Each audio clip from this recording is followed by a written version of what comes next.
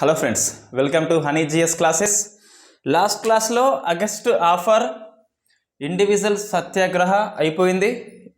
ఈ క్లాస్లో Cripps mission important. Cripps mission 1942. ఇందులో 4 అంశాలు మనం డిస్కస్ చేయాల్సి ఉంటుంది. ఒకటి, who is Cripps, why is Cripps, proposals ఏంటి, ఆయన ఎటువంటి ప్రపోజల్స్ చేశాడు, దీన్ని ఆగస్టు ఆఫర్తో మనం కంపేర్ చేయాలి కంపల్సరీ. ఈ స్టేట్మెంట్ రూపంలో ప్రశ్న వస్తుంది. ఆగస్టు ఆఫర్లో ఇది ఉంది, క్రిప్స్ మిషన్లో ఇది ఉంది, సరైనది ఏదని చెప్పేసి స్టేట్మెంట్ రూపంలో ప్రశ్న వస్తుంది ప్రపోజల్స్ కాడ. నెక్స్ట్, ఇండియన్స్ రెస్పాన్స్ ఏంటి. సో ఈ 4 అంశాలు మనం డిస్కస్ చేయాల్సి ఉంది. Very important. Cripps mission 1942. August offer, Cripps mission, cabinet mission plan అని చెప్పేసి, Wavell plan, C Rajagopalachari plan, ఇవన్నీ ఆర్డర్లో ఈ పొందుపరచమని ప్రశ్న వస్తుంది నెంబర్ ఆఫ్ టైమ్స్. కాబట్టి ఇయర్ గుర్తుపెట్టుకోవాలి. ఇయర్ గుర్తుంటుంది, ఆర్డర్లో వస్తున్నాయి కాబట్టి. సో ప్రపోజల్స్ మాత్రం మనం ఆగస్టు ఆఫర్తో కంపేర్ చేయాలి. ఫస్ట్, హూ ఈజ్ క్రిప్స్ అంటే స్టాఫర్డ్ క్రిప్స్. ఈయన బ్రిటన్ పార్లమెంటులో ఒక ఎంపీ, మెంబర్ ఆఫ్ పార్లమెంటు, కార్మిక శాఖ మంత్రి. కాబట్టి లేబర్ పార్టీ, సంకీర్ణ ప్రభుత్వము.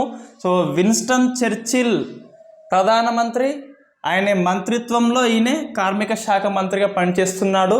ఒక ఎంపీ స్థాయి వ్యక్తిని ఇండియాకి పంపిస్తున్నారు. ఆగస్టు ఆఫర్ ఇచ్చింది governor general Lord Linlithgow. So Cripps mission కాలంలో ప్రధానమంత్రి ఎవరు అంటే ఇంగ్లాండ్లో చర్చిల్, ఈయన ఇండియాకి వ్యతిరేకి.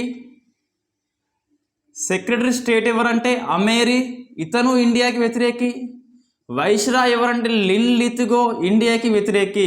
బట్ ఈ క్రిప్స్, ఈ లేబర్ పార్టీ అనేది ఈ జాతీయ ఉద్యమం పట్ల కొంచెం సానుకూల వైఖరి ఉన్న పార్టీ. ఇతను, ఈ క్రిప్స్ అనే వ్యక్తి సింపతి కలిగిన వ్యక్తి మన జాతీయ ఉద్యమం పట్ల. అటువంటి వ్యక్తి వస్తుందంటే మంచి ప్రపోజల్స్ వస్తాయని చెప్పేసి అనుకుంటాం, బట్ రాలేదు. ఓకే, వై ఎవరు అంటే బ్రిటన్ పార్లమెంట్లో ఎంపీ, ప్రభుత్వంలో కార్మిక శాఖ మంత్రి. వై, ఇతన్ని ఎందుకు పంపిస్తున్నారు, why Cripps mission, number of time ప్రశ్న వస్తుంది. ఎందుకు అంటే, సో ఫస్ట్ ఒకటైతే ఈ ఏమేంటి అంటే, ఈ సెకండ్ వరల్డ్ వార్ 2 స్టార్ట్ అయింది. జర్మనీ ఒక పక్క అక్షరాజ్య కూటమి, బ్రిటన్ ఇంకో పక్క మిత్ర రాజ్య కూటమి అని చెప్పేసి 2 వర్గాలుగా విడిపోయి యుద్ధాలు చేసుకుంటున్నారు. అందులో ఈ జపాన్ అనేది సౌత్ ఈస్ట్ ఏసియా అంటే ఇది ఇండియా అనుకుంటే ఇటు ఉంటుంది సౌత్ ఈస్ట్, ఆగ్నేయ దిక్కు. సో ఈ జపాన్ అనేది మలయా, ఈ థాయిలాండ్, బర్మా వీటన్నిటిని ఆక్రమణ చేస్తుంది. కాబట్టి సో ఇండియాను ఆక్రమణ చేయవచ్చు. కాబట్టి ఇండియాను ఆక్రమణ చేయొద్దు అంటే ఇండియన్స్ ఫైట్ చేయాలి మన తరపున. కాబట్టి సో ఇండియా ఏమేంటి, వరల్డ్ వార్ 2లో బ్రిటన్ తరపున ఇండియా పాల్గొనేలా ఒప్పించాలి. సో ఇండియా పాల్గొనాలి వరల్డ్ వార్ 2లో. ఆగస్టు ఆఫర్ తిరస్కరణ చేసింది, పాల్గొనలేదు. కాబట్టి సో పాల్గొనాలని చెప్పేసి ఈ లక్ష్యము. సో మరి ఎందుకు పంపిస్తున్నారు, ఇది లక్ష్యము. ఎందుకు అంటే, సో అప్పుడు ఈ మిత్రరాజ్య కూటమిలో అమెరికా అధ్యక్షుడు రూజ్వెల్ట్ సో రూజ్వెల్ట్ ఫోర్స్ చేస్తాడు. చైనా అధ్యక్షుడు చాంగ్ కే షేక్ అని చెప్పేసి, ఈ చాంగ్ కే షేక్ కూడా ఇద్దరి ఫోర్స్ చేస్తారు. మిస్టర్ చర్చిల్, నువ్వు ఎలాగైనా ఇండియాని ఒప్పించు అని చెప్పేసి ఆ ప్రెజర్ పెడతారు చర్చిల్ మీద. సో ఈ చర్చిల్ ఒత్తిడికి తలొగ్గి ఈ క్రిప్స్ని పంపిస్తాడు. పంపే ముందు ఒక మాట చెప్తాడు, take it or leave it, ఇది మన పాలసీ, అయితే తీసుకోవాలి లేదా వదిలిపెట్టు. అంటే ఈ క్రిప్స్ ప్రపోజల్స్ని ఇండియా తీసుకోవాలి యథాతథంగా, లేకుంటే వదిలిపెట్టే వాళ్ళని అయితే నువ్వు రిక్వెస్ట్ చేయకు అని చెప్పేసి క్రిప్స్ని పంపిస్తారు ఈ చర్చిల్ అండ్ అమేరీ. ఓకే, ఫస్ట్ కారణం ఏంటి అంటే, ఈ మిత్ర రాజ్యంలో ఉన్న అమెరికా, చైనా చర్చిల్ మీద ఫోర్స్ పెడుతుంది. సెకండ్ వచ్చేసి ఈ జపాన్ ఆక్రమణ భయము. సో జపాన్ ఆక్రమణ భయము, సౌత్ ఈస్టియాను జపాన్ మొత్తం దున్నేస్తుంది, ఆక్రమణ చేస్తుంది. Asia is only for Asia అని చెప్పేసి ఒక స్లోగన్ ఇస్తుంది జపాన్. 3 వచ్చేసి నెక్స్ట్ ఈ Congress CWC Congress working committee అనేది నెహ్రూ గాంధీజీ అభ్యంతరం చెప్పినా కూడా ఎస్ మాకు కంప్లీట్ ఇండిపెండెన్స్ ఇస్తే గిట్ట కొన్ని ప్రపోజల్స్ ఇస్తే గిట్ట మేము వరల్డ్ వార్ 2లో పాల్గొంటాం అని చెప్పేసి తీర్మానం చేసింది. 1940లో రామ్ఘర్ సెషన్లో అది కాంగ్రెస్ సెషన్, దానికి నెహ్రూ అండ్ గాంధీజీ ఆమోదం ఉన్నది. బట్ ఇక్కడ కాంగ్రెస్ వర్కింగ్ కమిటీలో గాంధీజీ నెహ్రూ అభ్యంతరం చెప్పినా కూడా తీర్మానం చేసింది లాస్ట్కి అయితే. సో ఈ మూడింటి కారణంగా ఈ కాంగ్రెస్ తీర్మానానికి స్పందించి క్రిప్స్ ఇండియాకి వస్తున్నాడు, ఇండియా ట్రిప్ ఇండియాని వస్తున్నాడు ఈ క్రిప్స్ అని చెప్పేసి. సో వై అయిపోయింది, హూ అయిపోయింది. 3 కారణాలండి. జపాన్ ఆక్రమణ భయము, అమెరికా చైనా ఫోర్స్ చేయడము, నెక్స్ట్ వచ్చేసి ఈ ఇండియా కొంచెం పాజిటివ్ సిగ్నల్స్ పంపడము, మాకు కొన్ని ఇస్తే మేము పాల్గొంటాం అని చెప్పేసి. రైట్. ఈ సెకండ్ వరల్డ్ వార్ టైంలో ఈ చైనా అమెరికా అధ్యక్షులు ఇండియాకి వస్తారు. ఆ ప్రశ్న కూడా ఒకసారి వచ్చింది. ప్రపోజల్స్ ఏంటి? ప్రపోజల్స్ ఏం లేవండి, జస్ట్ ఆగస్టు ఆఫర్ని మళ్ళీ ఇంప్లిమెంట్ చేస్తాడు. సేమ్ కానీ కొంచెం తేడా ఉంటుంది. మనం ఆగస్టు ఆఫర్తో కంపల్సరీ కంపేర్ చేసుకోవాలి. సో ఫస్ట్ ఏంటి ప్రపోజల్ అంటే డొమినియన్ స్టేటస్ ఇస్తాము. సో డొమినియన్ స్టేటస్, అధినివేశ ప్రతిపత్తి ఇస్తాము. ఇందులో కూడా ఫస్ట్ పాయింట్ అదే ఉన్నది, no change. Second, constitution assembly అనేది భారతీయులే రూపొందించుకుంటారు, ఇండియన్సే రూపొందించుకుంటారు, ఓన్లీ ఇండియన్స్. సో ఇది ఇక్కడ తేడా అండి.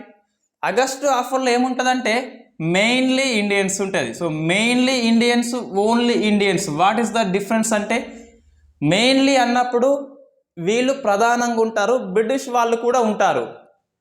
రాజ్యాంగ సభ ఏర్పాటులో ఆగస్టు ఆఫర్లో మెయిన్లీ ఇండియన్స్ అని ఉంటుంది, ఇండియన్స్ కూడా ఉంటారు ప్రధానంగా. ఇక్కడ ఓన్లీ ఇండియన్సే, ఇండియన్స్ మాత్రమే ఈ రాజ్యాంగ సభలో సభ్యులుగా ఉంటారు. ఇంకేం చెప్తుందంటే ఈ రాజ్యాంగ సభలో సభ్యులు ఎవరు అంటే ప్రావిన్స్ నుంచి, స్టేట్ నుంచి ఉంటారు, ప్లస్ ప్రిన్స్లీ స్టేట్ నుంచి మళ్ళీ. సో ప్రిన్స్లీ స్టేట్స్ అంటే సంస్థానాల నుంచి, ప్రావిన్స్ నుంచి ఉంటారు. ఈ ప్రావిన్స్లో వచ్చే మెంబర్స్ అనేది ఎలక్టెడ్ అంటే ఎన్నిక ద్వారా ఎన్నికవుతారు. వీళ్ళు మాత్రం ఓన్లీ నామినేటెడ్ బై ప్రిన్స్ అంటే రాజులు వీళ్ళని నామినేట్ చేస్తారు. సో రాజ్యాంగ సభలో సభ్యులు ప్రావిన్స్ వాళ్ళు ఉంటారు, ప్రిన్స్లీ స్టేట్స్ వాళ్ళు ఉంటారు. వీళ్ళు ఎన్నిక అవుతారు, వీళ్ళు నామినేట్ అవుతారు. నెక్స్ట్, ఈ డొమినియన్ స్టేటస్ అనేది ఒక ఇండియన్ యూనియన్ అండి ఇది. సో ఇండియన్ యూనియన్గా ఏర్పడుతుంది. ఈ యూనియన్లో ఎవరికన్నా ఈ ప్రావిన్స్ కానీ ప్రిన్స్లీ వాళ్ళకి కానీ విల్లింగ్ లేకుంటే, చేరాలని లేకుంటే వాళ్ళు సెపరేట్ అయిపోవచ్చు. సో యూనియన్లో నాట్ విల్లింగ్ అంటే ఇష్టం లేకుంటే సెపరేట్ కావచ్చు, ప్రావిన్స్ కావచ్చు లేదా ప్రిన్స్లీ కావచ్చు, సెపరేట్ కావచ్చు. వాళ్ళకి సెపరేట్ కాన్స్టిట్యూషన్ కూడా ఏర్పాటు చేసుకోవచ్చు. So separate constitution assembly, separate అని చెప్పేసి ఇందులో ఉన్నది. అక్కడేమున్నది మనకి ఆగస్ట్ ఆఫర్లో అంటే ఇది ఈ రాజ్యాంగ సభ ఆమోదించే రాజ్యాంగం అనేది మైనారిటీ ఆమోదం పొందాలి, విత్ కన్సెంట్ ఆఫ్ మైనారిటీ. దీన్ని కంపేర్ చేస్తే ఆగస్టు ఆఫర్లో కన్సెంట్ ఆఫ్ మైనారిటీ అని ఉంటుంది. సో కన్సెంట్ ఆఫ్ మైనారిటీ ఆమోదం పొందాలి అంతే. ఇక్కడేమున్నది ఆ మైనారిటీ వాళ్ళు ఇష్టం లేకుంటే విడిపోవచ్చు అని ఉన్నది. ఇది డెవలప్ అన్నట్టు, దీనికి అప్డేట్ వర్షన్ ఇది, ఆగస్టు ఆఫర్కి అప్డేట్ వర్షన్ ఇది. నెక్స్ట్ ఫోర్త్ వచ్చేసి సేమ్ ఈ వార్ కౌన్సిల్లో డిఫెన్స్ మాత్రం బ్రిటిష్ వాళ్ళ దగ్గరనే ఉంటుంది. ప్లస్ గవర్నర్ జనరల్ యొక్క రైట్స్, పవర్స్ అనేవి రిమైన్ అంటే సేమ్ ఉంటాయి. ఏం ఫాయిదా, ఇవి రెండు వాళ్ళ దగ్గరనే ఉంచుకుంటున్నారు. రక్షణ పరిపాలన వాళ్ళ దగ్గరనే ఉంటుంది, కానీ ఇవన్నీ ఇచ్చినా ఏం ఫాయిదా అనేది, ఏం లాభం అనేది ఉండదు. సో 4 అంశాలు అక్కడ ఇక్కడ సేమ్ అండి. జస్ట్ మనకి ఏంటిదంటే రాజ్యాంగ సభ అనేది మెయిన్లీ ఇండియన్స్, ఓన్లీ ఇండియన్స్. ఇక్కడ ఏంటిది కన్సెంట్ ఆఫ్ మైనారిటీ ఆగస్టు ఆఫర్లో, ఇక్కడ ఏంటి సెపరేట్ అయిపోవచ్చు. సో ఇవి ప్రపోజల్స్. దీన్ని మనము ఇండియా రెస్పాన్స్ ఎలా అయిందని చెప్పేసి డిస్కస్ చేయాల్సి ఉంటుంది. సో ఫస్ట్ ఏంటి ఐఎన్సి పార్టీ ఇండియా రెస్పాన్స్లో, ఇండియన్ నేషనల్ కాంగ్రెస్ పార్టీ చూస్తే ఫస్ట్ ప్రపోజల్ తిరస్కరణ చేస్తుంది ఐఎన్సి. ఎందుకంటే మీకు ఎన్నిసార్లు చెప్పాలి నేను, ఈ ఐఎన్సి అనేది అంటుంది, ఐఎన్సి ఈ బ్రిటిష్ ప్రభుత్వంతో ఎన్నిసార్లు మీకు చెప్పాలి. ఈ 1929లో మా లక్ష్యము సంపూర్ణ స్వరాజ్, పూర్ణ స్వరాజ్ అన్నాము, మళ్ళీ ఇదేందని చెప్పేసి సో తిరస్కరిస్తుంది. దీన్ని అంటే దీన్ని కూడా ఒప్పుకోదు. ఎందుకంటే సో ఇది ఓకే ప్రావిన్స్లో ఎలక్టెడ్, బట్ ప్రిన్సిల్ ఏంటి నామినేషన్, ఇది ఒప్పుకోదు. ఇక్కడ కూడా ఎన్నిక ద్వారానే రావాలని చెప్పేసి దీన్ని ఒప్పుకోదు. థర్డ్ది ఏంటి యూనియన్, అంటే ఈ ఇండియన్లో విల్లింగ్ లేకుంటే స్టేట్స్ అనేవి విడిపోవచ్చట. సో ఇది విచ్ఛిన్న భారత్ కాబట్టి దీన్ని ఒప్పుకోదు. ఇది ఇండైరెక్ట్గా పాకిస్తాన్ ఏర్పాటుని సూచిస్తుంది ఇది అని ఐఎన్సి అంటుంది. సో దీన్ని ఒప్పుకోదు. ఇది అసలు ఒప్పుకోదు. వార్ కౌన్సిల్లో యుద్ధ నిర్వహణ అనేది అంటే రక్షణ శాఖ కూడా ఇండియన్స్కి ఇవ్వాలని ఐఎన్సి యొక్క మెయిన్ ప్రపోజల్ కాబట్టి సో ఇవి కూడా వెంటనే ఇయ్యరు, ఆఫ్టర్ వార్ అట్ ఇది. సో ఆఫ్టర్ వార్ అంటే ఈ ఆగస్టు ఆఫర్ కూడా ఇమీడియట్గా ఏది ఇవ్వదు, ఆఫ్టర్ వార్ యుద్ధం అయిపోయినాక మనకి దసరా, దీపావళి, సంక్రాంతి ఆఫర్స్ ఉంటాయి. ఈ 50% డిస్కౌంట్ అని పెద్ద బోర్డు ఉంటుంది, చిన్నగా స్టార్ గుర్తుండి కండిషన్స్ అప్లై అని ఉంటుంది. ఇక్కడ అంతే, ఇవన్నీ ఇస్తాము but conditions apply after war. నువ్వు ఇస్తావో ఏవో ఎవరికి తెలుసు అని చెప్పేసి ఇండియన్స్ అంటున్నారు. సో ఐఎన్సి తిరస్కరించింది. గాంధీజీ దీన్ని ఏమంటాడు అంటే సో దివాలా తీసే బ్యాంకు ముందస్తు డేట్తో ఇచ్చిన చెక్ వంటిది, పోస్ట్ డేటెడ్ చెక్ అంటారు. సో పోస్ట్ డేటెడ్ చెక్ అంటాం దీన్ని. బ్యాంకు దివాలా తీయబోతుంది, బ్రిటన్ ప్రభుత్వము ఓడిపోతుంది, ఎక్కడో తేదీలు నాడు నువ్వు చెక్ ఇస్తే అది చెల్లదు కాబట్టి ఈ క్రిప్స్ కూడా అంతే అని చెప్పేసి గాంధీజీ అభిప్రాయము. 2100లో నేను నీకు 500 కోట్ల చెక్ ఇస్తా డేట్ వేసి, చెల్లుతుంది అది, ఇప్పుడు చెల్లదు అది. సో అదన్నట్టు అక్కడ అర్థం. నెక్స్ట్ ఏంటి ముస్లిం లీగు. సో ముస్లిం లీగ్ కూడా తిరస్కరిస్తుంది. ఎందుకు అంటే ఎక్కడ పాకిస్తాన్ పేరు మీరు పేర్కొనలే. 1940 మార్చి 23న లాహోర్లో మహమ్మద్ జిన్నా అధ్యక్షుడు దానికి ఈ ఫజల్ ఉల్ హక్ తీర్మానం చేస్తాడు ప్రత్యేక పాకిస్తాన్ అని చెప్పేసి. ఈ పాకిస్తాన్ పదమే లేదు ఇక్కడ. సో మేము ఒప్పుకోము, సింగిల్ అంబిషన్, మా సింగిల్ ఎయిమ్ పాకిస్తాన్ ఏర్పాటు కాబట్టి ఈ పాకిస్తాన్ లేదని చెప్పేసి గాంధీజీ అంటాడు. అరే మీరు బుర్ర లేదురా మీకు, ఈ థర్డ్ ఆప్షన్ అదే అని చెప్పేసి గాంధీజీ అంటాడు. బట్ వాళ్ళు దీన్ని అర్థం చేసుకోరు, పాకిస్తాన్ లేదు కాబట్టి మేము దాన్ని ఒప్పుకోమని చెప్పేసి అంటారు. నెక్స్ట్ ఇది హిందూ మహాసభ కూడా తిరస్కరిస్తుంది. ఎందుకంటే ఈ సెపరేట్ కావడము హిందూ మహాసభకు ఇష్టం ఉండదు. ఇన్ఫ్యాక్ట్ ఇండియాలో ఉన్న అన్ని పార్టీలు కూడా ఈ క్రిప్స్ ప్రపోజల్ని వ్యతిరేకించాయి. క్రిప్స్ అనే వ్యక్తి ఇండియా పట్ల సానుకూల వైఖరి ఉంటాడు, బట్ ఏమీ చేయలేకపోతాడు, ఎటువంటి పవర్స్ లేవు, take it or live it అనే మెథడ్ని ఫాలో అయిపోతాడు క్రిప్స్. సో ఇది ఈ క్రిప్స్ రాయబారం ఫెయిల్ అయిందని చెప్పాలి, ఘోరంగా ఫెయిల్ అయింది. బట్ మనం కొన్ని దీంట్లో స్టెప్స్ చూసుకుంటే మనం కొన్ని బిట్స్ వస్తాయి ఎగ్జామ్లో. అవి ఏంటి అంటే సో ఫస్ట్ టైం ఈ కాన్స్టిట్యూషన్ అసెంబ్లీకి కాంక్రీట్ పునాది పడింది ఈ ఎన్నికకి. సో 1946లో మన రాజ్యాంగ సభ ఏర్పాటు అయినప్పుడు దీన్నే ఫాలో అయినాం మనం, ఈ క్రిప్స్ రాయబారాన్ని ఫాలో అయినాము. అంటే రాజ్యాంగ సభకి పునాది పడింది. రాజ్యాంగ సభ ఏర్పాటుని ఫస్ట్ టైం బ్రిటిష్ గుర్తించింది ఎప్పుడు అంటే ఆగస్టు ఆఫర్లో. ఇవన్నీ బిట్స్ అండి, మనం కన్ఫ్యూజ్ అవుతూ ఉంటాం కాబట్టి ఎస్పెషల్గా మళ్ళీ చెప్పడం అట్లా. రాజ్యాంగ సభ ఏర్పాటు ఫస్ట్ టైం బ్రిటిష్ ప్రభుత్వం గుర్తించింది ఆగస్టు ఆఫర్లో. రాజ్యాంగ సభ ఎన్నిక విధానము ఒక పునాది పడింది ఈ క్రిప్స్ రాయబారంలో. రాజ్యాంగ సభలో మెయిన్లీ ఇండియన్స్ అని అన్నది ఆగస్టు ఆఫర్, ఓన్లీ ఇండియన్స్ అన్నదేమో ఈ క్రిప్స్ రాయబారము ఒకటి. సెకండ్ వచ్చేసి పాకిస్తాన్ ఏర్పాటుని పరోక్షంగా ఈ రాయబారం పేర్కొన్నది. సో పాకిస్తాన్ ఏర్పాటు అనేది ఈ ఆగస్టు ఆఫర్లో లేదు, ఇక్కడ మాత్రం పరోక్షంగా ఉన్నది. అంటే సెపరేట్ అయిపోవచ్చు అంటే ఇది వీళ్ళ దృష్టిలో పెట్టుకొని పరోక్షంగా, అంటే ఇంప్లిసిటీ అంటాం దీన్ని. ఇంప్లిసిటీ అంటే పరోక్షంగా పేర్కొనడము. ఆర్టికల్ 13 అనేది మనకి జ్యుడిషియల్ రివ్యూ, న్యాయ సమీక్ష పరోక్షంగా పేర్కొంటుంది, కానీ ఈ వర్డ్ లేదు రాజ్యాంగంలో. అట్లనే పాకిస్తాన్ ఏర్పాటు ఈ వర్డ్ ఈ రాయబారంలో లేదు, కానీ ఈ థర్డ్ పాయింట్ అనేది పరోక్షంగా పేర్కొంటుంది.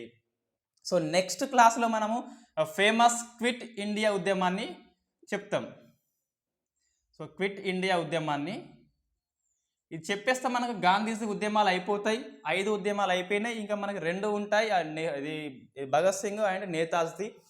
ఈ క్రిప్స్ రాయబారం అయిపోయినాక ఒక పాయింట్ మనం గుర్తుపెట్టుకోవాలి, గాంధీజీ తన వారసుడిగా రాజగోపాలాచారిని కాకుండా, ఈ రాజగోపాలాచారి గాంధీజీకి బాగా ఇష్టం, రాజగోపాలాచారి కాకుండా నెహ్రూని అనౌన్స్మెంట్ చేస్తాడు.